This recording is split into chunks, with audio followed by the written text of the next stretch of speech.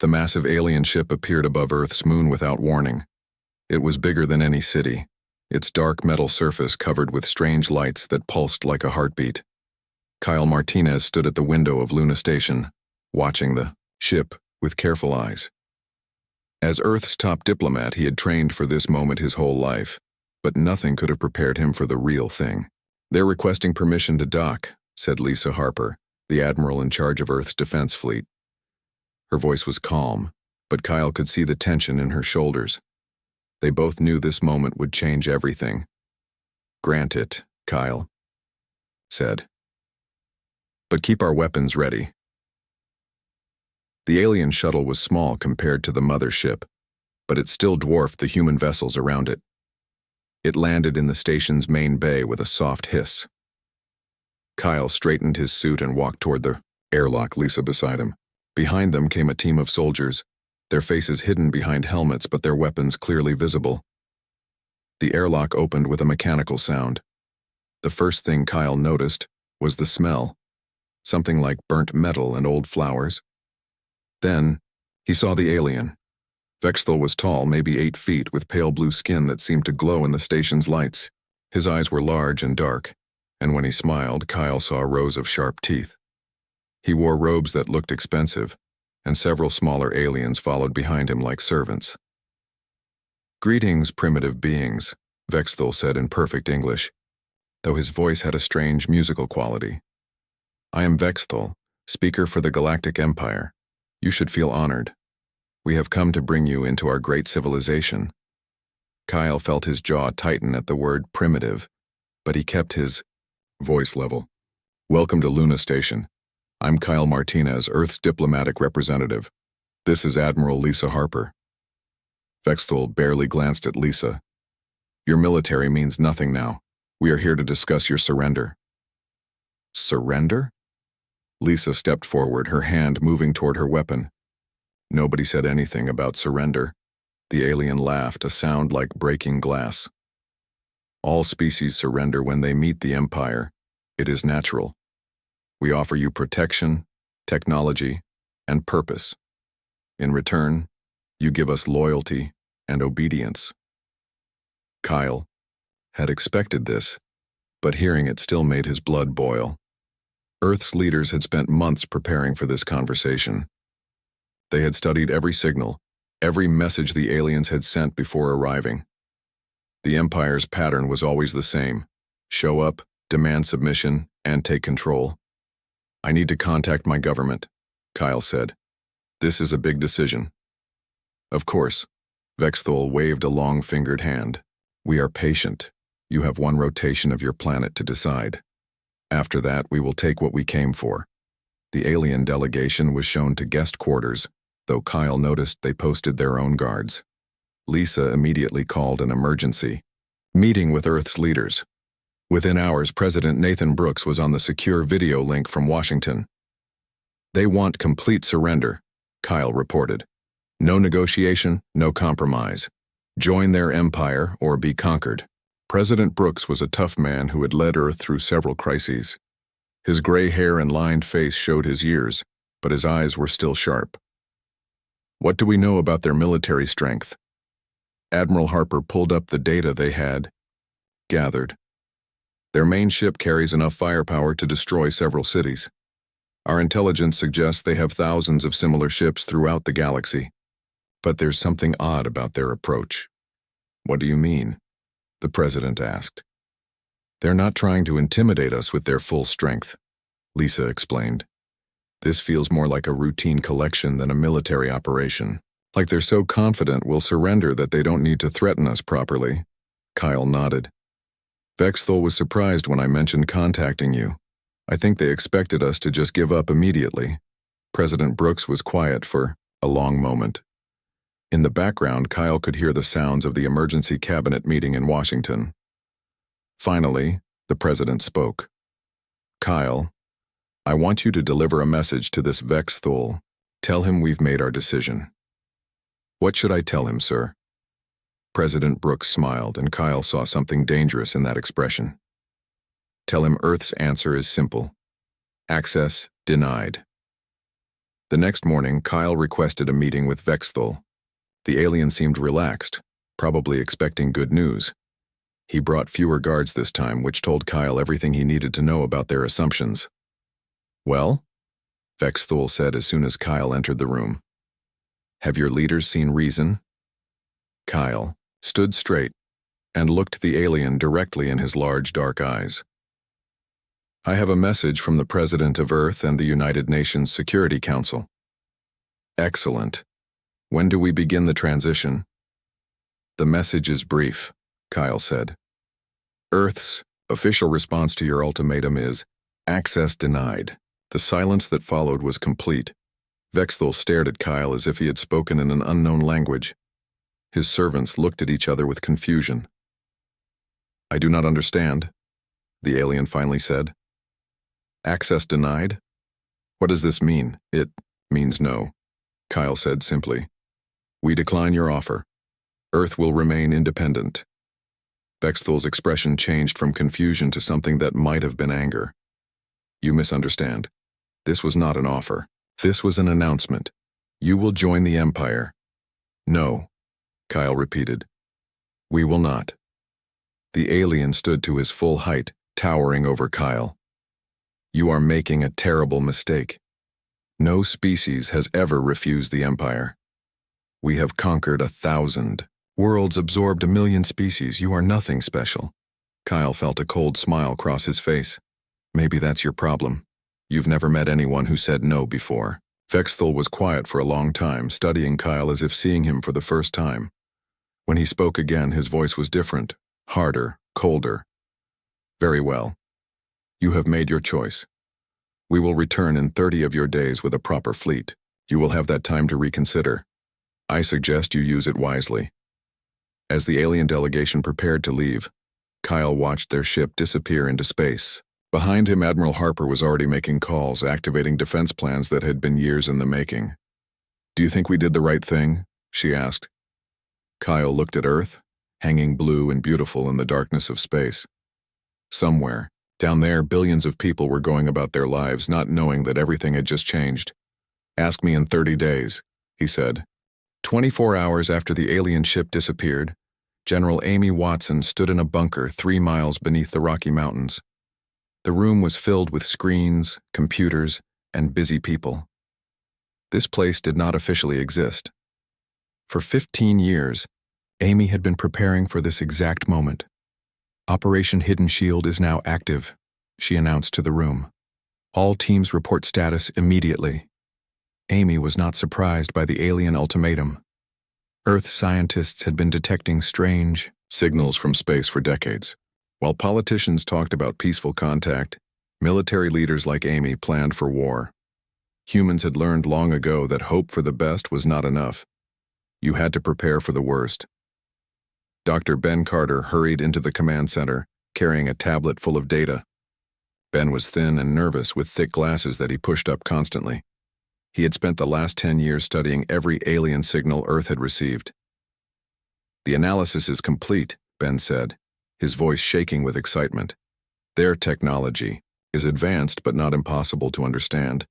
They use energy patterns we can copy." "How long do we have?" Amy asked. 30 days, just like they said. "But Amy, there's something else. I've been tracking their communication signals. They're talking to someone." Amy felt her stomach drop. "Who?" "Other species. Hundreds of them. The Empire has done this before, exactly like this. Show up, demand, surrender, take control. It's their standard method." In another part of the bunker, Jake Thompson was working on his latest project. Jake was an engineer who loved solving impossible problems. For years, he had been told he was working on theoretical defense systems. Today, he learned they were very real. "The plasma cannon arrays are ready," Jake reported to his supervisor. "All 57 locations are online and hidden. The aliens won't see them until we fire." His supervisor, Colonel Nina Ross, nodded approvingly. Nina had spent her career in military communications. She looked calm, but Jake could see the worry in her eyes. "What about the space stations?" Nina asked. "Disguised as commercial satellites," Jake replied. The aliens think they're looking at weather monitors and communication relays. They have no idea we have weapons platforms throughout the solar system. 3,000 miles away, Captain Rick Stone was leading a very different kind of preparation. Rick was tall and quiet, the kind of man who noticed everything but said little. He commanded Earth's most secret military unit.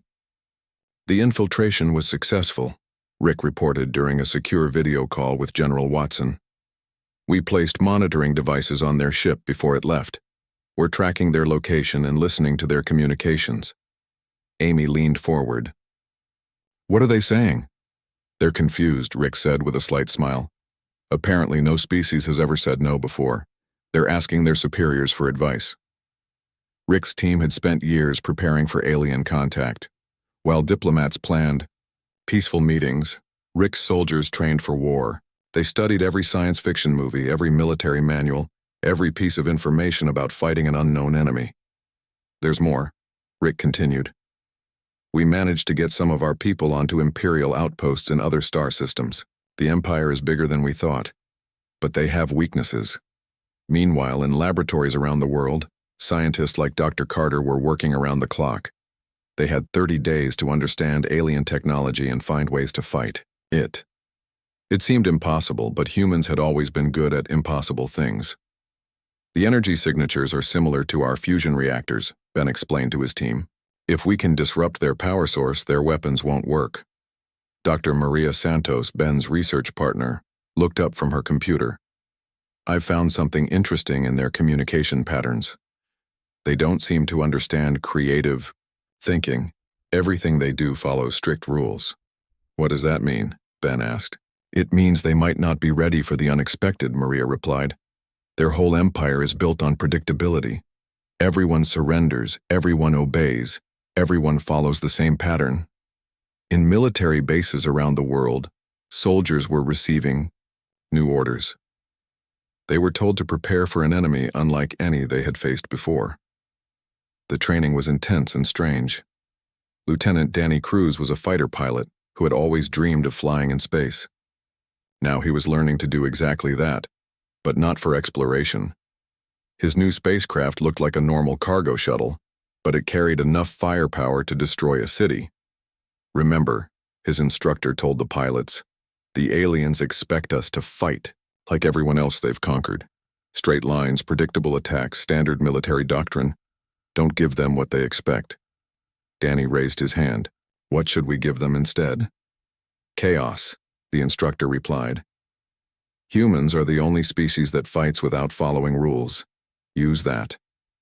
Back in the command bunker, General Watson was coordinating with military leaders around the world. Every nation on Earth was working together for the first time in history. The alien threat had done what decades of diplomacy could not. The orbital defense platforms are ready, reported Admiral Harper from Luna Station. We have weapons the aliens don't know about positioned throughout the solar system. Ground forces? Amy asked. Colonel Williams answered from her base in Colorado. Every major city has hidden defensive positions. We've been building them for years, disguised as subway systems and underground parking. If they land troops, we'll be ready. Amy looked at the main screen, which showed Earth from space. It looked peaceful, but she knew the truth. Humanity had spent 15 years turning their home into a fortress. Not just the military, but ordinary people too. Engineers like Jake had built weapons into bridges and buildings. Scientists like Ben and Maria had created new technologies in basement laboratories. Pilots like Danny had trained for battles in space. Soldiers like Rick had learned to fight enemies they had never seen. The Empire thinks we're just another species to conquer, Amy said to her staff. They've done this 1,000 times before, but they've never done it to humans. Nina Ross looked up from her communications console. General, we're receiving a message from our infiltration teams. The Empire is sending a much larger fleet than usual. They're taking our refusal seriously. Amy smiled grimly. Good, that means they're already making their first mistake. What mistake? Someone asked. They think this is about military strength, Amy replied. They don't understand that humans don't fight just to win. We fight because we refuse to lose. As the sun set over the hidden bunker, Amy watched her people prepare for war. In 30 days, the Empire would return expecting to find a frightened planet ready to surrender. Instead, they would find something they had never encountered in their 1,000 years of conquest. They would find humans who had said no and meant it. 30 days had passed since the alien ultimatum. Fleet Commander Zarketh stood on the bridge of the Imperial battleship Dominion, watching Earth grow larger on his screens. Behind him followed the largest invasion fleet in the Empire's recent history. 200 warships, enough firepower to destroy entire star systems. Zarketh was old, even for his species. He had conquered 47 worlds during his career. The process was always the same. Arrive, demand surrender, wait for the inevitable submission. Sometimes a few ships would rise to meet them, fire a few desperate shots, then surrender when they realized how hopeless their situation was. Primitive species designation human shows no signs of surrender, reported his tactical officer. Long-range sensors detect several small vessels approaching our position. Zarketh looked at the display with mild interest. How many? 12. Ships, Commander. Very small, probably cargo vessels. The commander almost laughed. 12 ships against 200. This would be over in minutes. Open communications. Let's give them one final chance to surrender with dignity. But before he could speak, something unexpected happened. The 12 human ships opened fire. The weapons were not like anything in the Imperial database.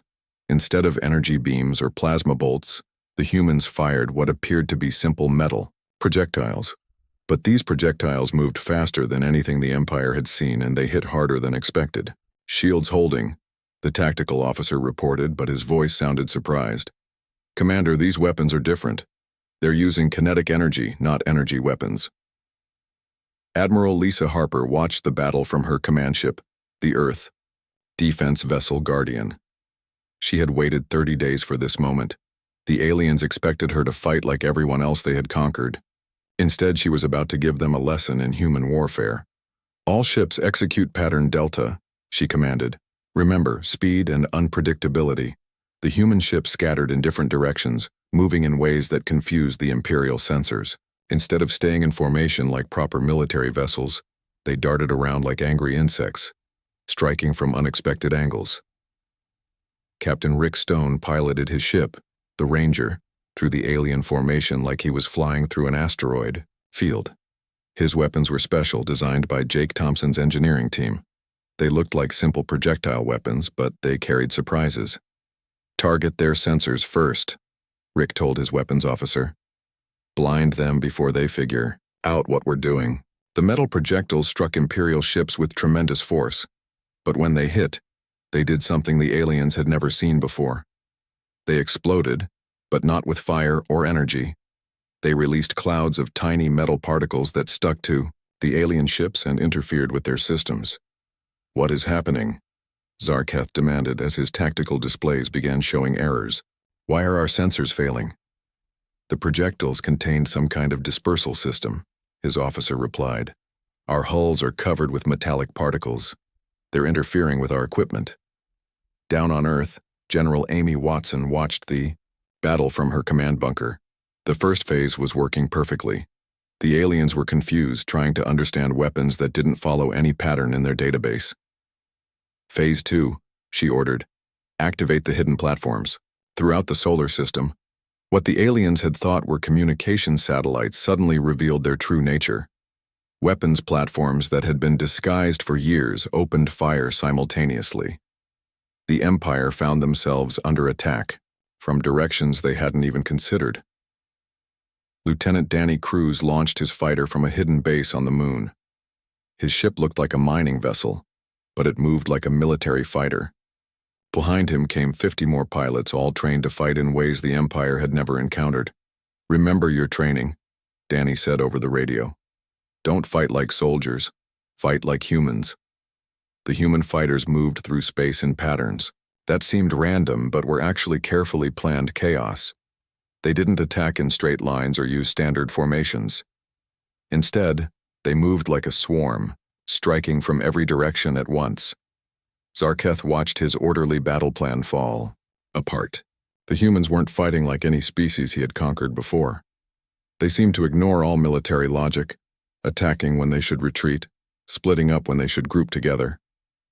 "Sir, we're taking heavy damage," his tactical officer reported.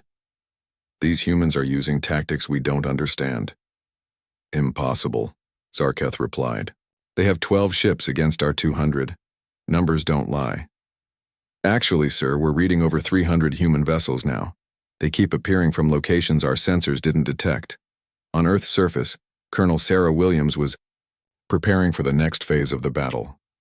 She commanded ground forces hidden throughout the planet. If the aliens decided to land troops, they would get another surprise. "The orbital battle is going well," she reported to General Watson. "But some enemy ships are breaking through toward the surface." "Let them come," Amy replied. "We have more surprises waiting." The Imperial ships that reached Earth's atmosphere found themselves under attack from weapons they couldn't even see. Hidden defense systems built into mountains and cities opened fire. The aliens thought they were attacking a defenseless planet, but Earth had become a fortress. Dr. Ben Carter watched the battle from his laboratory. His analysis of alien technology was proving correct. The Empire's weapons were powerful but predictable. Their ships were strong but slow to adapt. Most importantly, their commanders thought in straight lines. "They're trying to reorganize into defensive formations," Ben reported to the command center. "They're pulling back to create distance." "General," Watson smiled. "Phase 3, Nina, send the signal." Colonel Nina Ross activated communication systems that had been secretly installed on every human ship. Suddenly, the entire human fleet was connected in a way the Empire had never seen. Every ship could instantly share information with every other ship. The tactical advantage was enormous. When one human ship detected an enemy target, every other ship knew about it immediately. When the aliens tried to flank one group of human vessels, other groups were already moving to intercept. "Their coordination is impossible," Zarketh's tactical officer reported. "It's like they're all controlled by one mind, but each ship is acting independently." Rick Stone's ship darted between two Imperial battleships, firing at their weak points that had been identified by other human vessels and shared instantly across the fleet.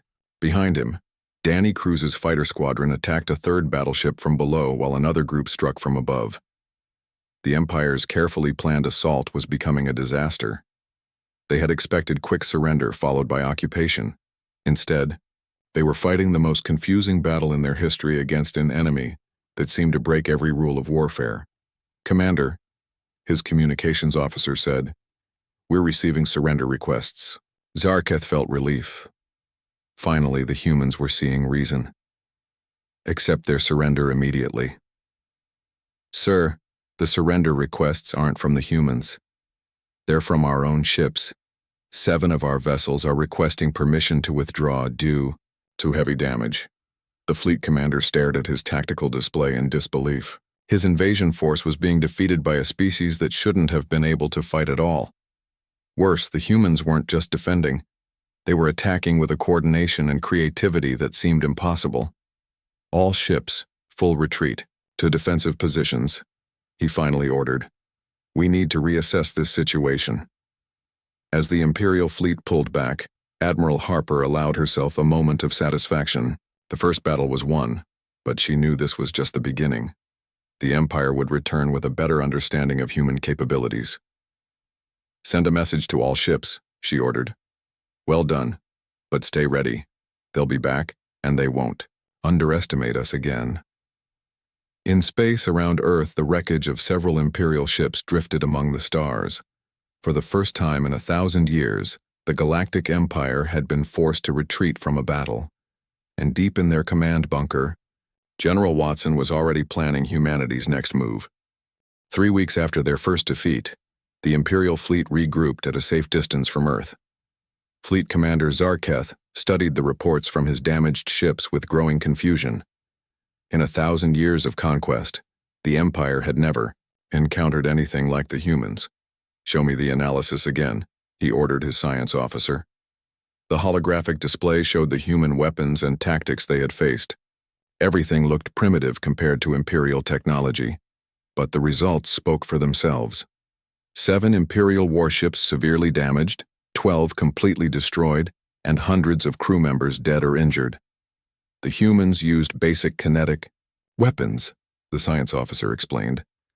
Simple metal projectiles fired at high speed, but they modified them in ways we never expected. Some released interference particles, others contained explosive charges, and a few appeared to be guided by artificial intelligence. Impossible, Zarketh said. Our intelligence reports show they barely have space travel capabilities. That appears to be incorrect, Commander. They have been hiding their true technological level. Meanwhile, on Earth, Dr. Ben Carter was working in his laboratory with a team of scientists. Scattered around the room were pieces of Imperial technology, recovered from the battle. Ben's eyes were bright with excitement as he examined each component. This is incredible, he told Dr. Maria Santos, who was analyzing alien computer systems. Their technology is advanced, but it's also predictable. Everything follows the same patterns. Maria looked up from her work. I found something interesting. In their computer code. It's very efficient, but it has no creativity. Every program follows exact rules with no room for adaptation. What does that mean? Asked Jake Thompson, who had been studying the alien weapons systems. It means they think in straight lines, Ben replied. Their whole civilization is built on following rules and patterns. They've probably never had to deal with true innovation. Jake had been working day and night since the battle, reverse engineering everything he could get his hands on. The alien technology was impressive, but Jake could see its weaknesses. It was designed by minds that valued efficiency over creativity. I can build better versions of most of their systems, Jake told Ben. Their weapons are powerful, but they're designed to work in specific ways. If we change the rules, their technology becomes less effective. In another part of the research facility, Maria was making an even more important discovery. She had been analyzing communication signals intercepted during the battle, and what she found changed everything. Ben, you need to see this, she called, out urgently. Ben hurried over to her workstation. On the screen were translation matrices for dozens of alien languages. What am I looking at? Communication intercepts from other species in the Empire, Maria explained. Ben, they're not all willing members. Most of them were conquered, just like the Empire tried to do to us. How many species are we talking about? Hundreds, maybe thousands. And some of them are trying to communicate with us. The implications hit Ben immediately. The Galactic Empire wasn't just humanity's enemy. It was the enemy of freedom itself, holding countless species under its control through force and intimidation. We need to tell General Watson immediately, he said. In the command bunker, General Amy Watson was planning humanity's next moves when she received Ben's report. The news changed everything about their situation. So we're not just fighting for Earth, Amy said to her staff. We're fighting for the freedom of the entire galaxy. Colonel Nina Ross had been monitoring Imperial communications since the battle. General, we're receiving more messages from conquered species. Word is spreading that someone actually defeated an Imperial fleet. What kind of messages? Requests for help, offers of alliance, and intelligence about Imperial weaknesses. It seems like half the galaxy has been waiting for someone to stand up to the Empire. Amy studied the star charts on her wall. Each point of light represented a solar system, and many of them contained species under Imperial control. The responsibility was enormous, but so was the opportunity. Get me Captain Stone, she ordered. Rick Stone had been preparing for his next mission when the call came. His special operations team had been training for deep space infiltration, but now their mission was expanding beyond anything they had imagined. You want us to do what? Rick asked when Amy explained the plan. Contact the resistance movements on Imperial worlds, Amy replied. Provide them with weapons, training, and coordination. Help them organize. General, that's not just a military operation. That's starting a galaxy-wide revolution. Amy smiled grimly. Sometimes that's what freedom requires. Rick's team launched from hidden bases throughout the solar system. Their ships were disguised as merchant vessels, carrying what appeared to be normal trade goods. In reality, they carried weapons, communication equipment, and most importantly, hope.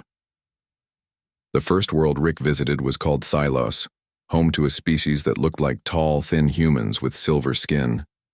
They had been under Imperial control for 300 years. The Thylosi resistance leader, a female named Cathara, met Rick in an abandoned factory. "You are the humans we have heard about?" she asked, her voice filled with hope and disbelief. "We are," Rick replied. "We're here to help you fight back. The Empire will send more ships if we rebel. They will destroy our cities." Rick smiled. "That's what they told us too. But we're still here."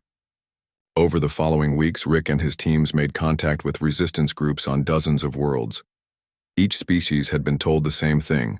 The Empire was too powerful to fight. Resistance was hopeless. Surrender was the only choice. But humanity brought them something new. Proof that the Empire could be defeated. On Valos Prime, a world of fierce warriors who looked like armored reptiles, Rick met with a resistance leader named Gorthak. The Velosians had been conquered 50 years ago, but they had never stopped fighting. "Your people defeated an Imperial fleet?" Gorthak asked, his eyes glowing with excitement. "We did, and we can teach you how to do the same." Rick shared human tactical innovations with the Velosians, unpredictable movement patterns, coordinated swarm attacks, and most importantly, the willingness to break every rule of conventional warfare. Meanwhile, Dr. Ben Carter's team was making breakthrough after breakthrough. Each piece of alien technology they studied revealed new possibilities. But the real breakthrough came when Maria discovered how the Empire's control systems worked. "They use fear and isolation," she explained to the research team. "Each conquered species is told they're alone, that resistance is impossible, that the Empire has infinite resources." "But that's not true?" Jake asked. "Not even close. The Empire is big, but it's also stretched thin. They control thousands of worlds with a relatively small military force. They rely on fear and the belief that resistance is hopeless." Ben understood immediately. "So if enough species rebel at the same time, the Empire won't have enough ships to stop them all," Maria finished. Back in the command bunker, General Watson was coordinating with resistance leaders across the galaxy. The communication network that Colonel Nina Ross had established was connecting oppressed species for the first time in centuries. "How many worlds are ready to rebel?" Amy asked. Nina checked her reports. "Over 200 have confirmed they're ready to fight. Another 300 are preparing. General, this is bigger than anything in recorded history." Amy looked at the tactical display showing Imperial fleet positions throughout the galaxy. The Empire had thousands of ships, but they were spread across millions of star systems. If the rebellion was coordinated properly, the Empire wouldn't be able to respond to every uprising. "Send the message to all resistance groups," Amy ordered. "Operation Liberation begins in 72 hours. On Earth, ordinary people watched the news broadcasts with amazement. Their planet had gone from being threatened with conquest to leading a galaxy-wide revolution in just a few months. But humans had always been good at adapting to impossible situations. Dr. Carter stood in his laboratory, surrounded by alien technology that was being transformed into tools of liberation.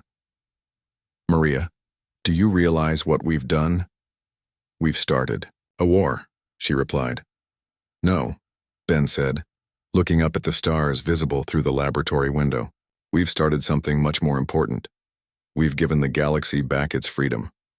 In space around Earth, Admiral Lisa Harper's fleet was preparing for the next phase of the conflict. The Empire would return with everything they had, but they would find something they had never faced before. Not just human defiance, but the combined rebellion of every species they had ever conquered. The galaxy was about to learn what humans had always known. Freedom was worth fighting for. No matter the odds. The rebellion began at exactly midnight Earth time. Across 300 worlds, the signal went out simultaneously. On planets scattered throughout the galaxy, oppressed species rose up against their imperial overlords. It was the largest coordinated uprising in galactic history. Admiral Lisa Harper stood on the bridge of her flagship, watching the tactical display as reports came in from across the galaxy. Each point of light represented a world in rebellion, and new lights were appearing every few minutes. "Status report," she ordered. Thylos has captured their Imperial garrison, reported her communications officer. Phalos Prime has destroyed 2 Imperial patrol ships. The Zenthari have taken control of their orbital defense platforms. On the planet Raxus, the local resistance leader Jexmoth led his people in an attack on the Imperial Command Center. His species looked like large insects, but they fought with the tactical knowledge that Captain Rick Stone had taught them. Instead of charging straight at the enemy, they used hit-and-run tactics that confused the Imperial defenders. Remember what the humans taught us, Jexmoth told his fighters. Don't fight like they expect, fight like free beings. The Raxians swarmed through the Imperial base in small groups, striking from multiple directions at once. The confused Imperial soldiers tried to form defensive lines, but the rebels were already behind them, attacking from angles they hadn't prepared for.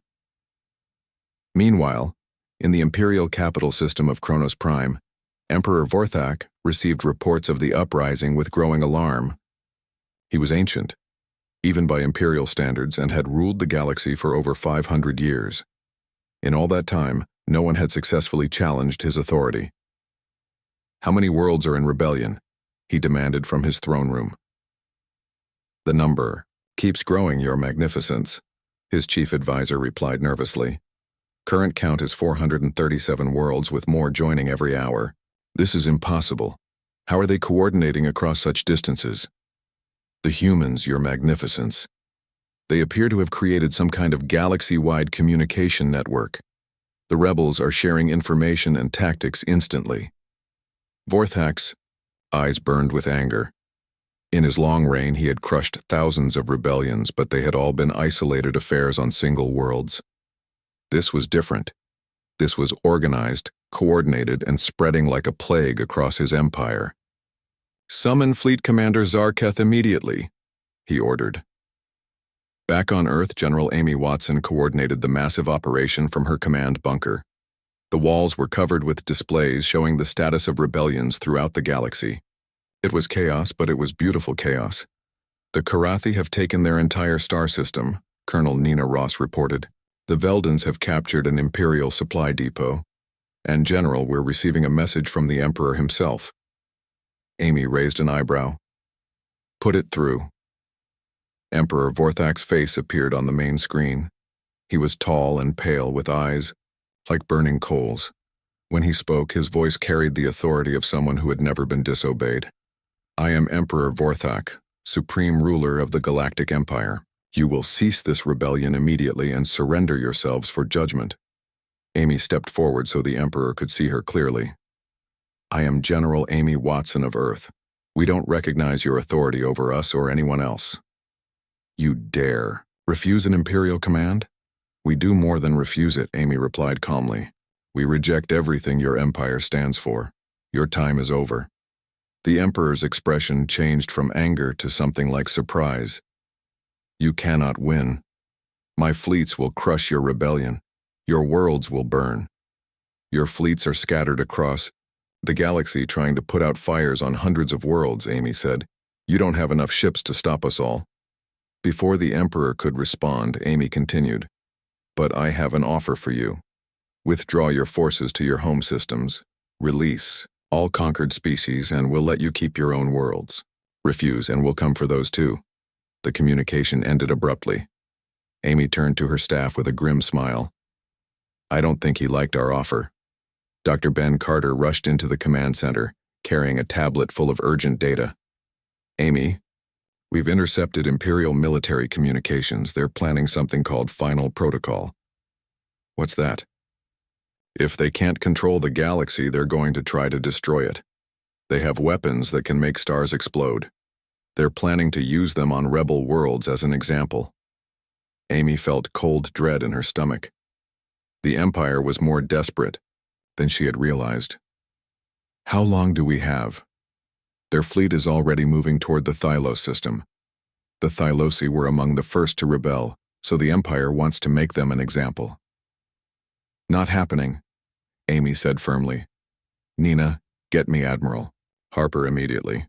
In space near Earth, Lisa Harper received the urgent message. The Empire was planning to commit genocide rather than lose control. It was exactly the kind of ruthless decision that had kept them in power for centuries. All ships, Emergency deployment? Lisa ordered. We're going to Thylos, maximum speed. The human fleet that jumped to hyperspace was larger than anyone had imagined possible. For months, Earth had been secretly building ships in hidden shipyards throughout the solar system. Now those ships revealed themselves, joining Admiral Harper's task force.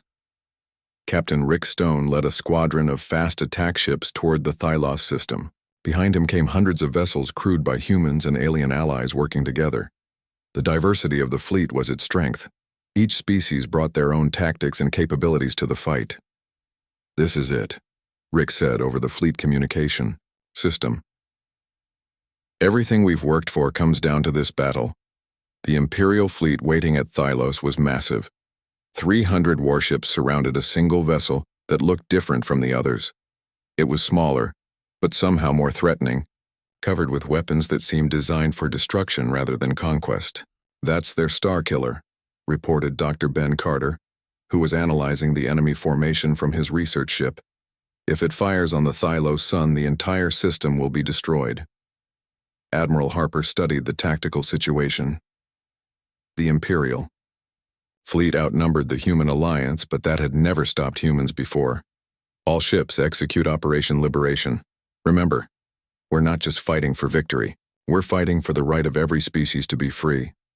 The battle that followed was unlike anything the galaxy had ever seen.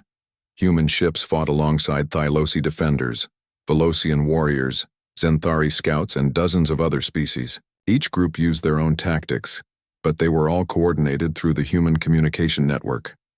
Jake Thompson, now commanding his own ship, led a strike team directly at the Starkiller weapon.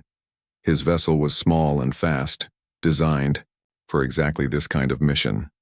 Behind him came volunteer pilots from a dozen different worlds, all united in their determination to stop the Empire's ultimate weapon. Target the Starkiller's power core, Jake ordered. If we can disable it, the weapon is useless. The Starkiller was heavily defended, but the attack came from too many directions for the Imperial defenders to stop. Ships dove at it from above, below, and all sides.